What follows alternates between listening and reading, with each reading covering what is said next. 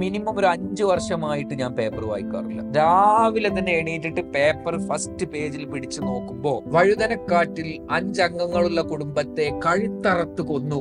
Guys, ഇത് കണ്ടിട്ടാണ് നമ്മുടെ ഒരു രാവിലെ നമ്മൾ തുടങ്ങുന്നത്. നടിയെ ബലാത്സംഗം ചെയ്തു, അതുമല്ലെങ്കിൽ ഒരു പാർട്ടിയിലുള്ള ഒരാൾ വേറൊരു പാർട്ടിയിലേക്ക് മാറി. നിങ്ങൾക്ക് എന്താണ്, അല്ലെങ്കിൽ എനിക്ക് എന്താണ് ഇതിലൊക്കെ കിട്ടുക? നമ്മളെ ലൈഫ് എങ്ങനെ ഏത് രീതിയിലാണ് നന്നാക്കുന്നത്? ഒരാൾ ന്യൂസ് അറിയണം എന്ന് പറഞ്ഞു, എന്ത് ന്യൂസ് അറിയണം എന്നുള്ളതാണ് നിങ്ങൾ ഉദ്ദേശിക്കുന്നത്? ന്യൂസ് അറിഞ്ഞിട്ടില്ല അവന്റെ എന്ത് സംഭവിക്കും? നിങ്ങൾ എപ്പോഴും ചിന്തില്ല.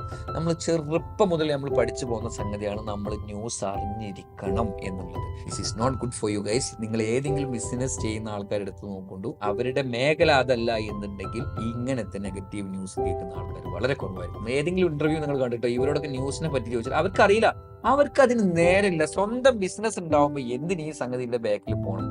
Improve your self. ന്യൂസ് അല്ല നിങ്ങൾ അറിയേണ്ടത്, നിങ്ങളെ നന്നാക്കുക എന്നുള്ളതാണ് നിങ്ങൾ ചെയ്യേണ്ടത്.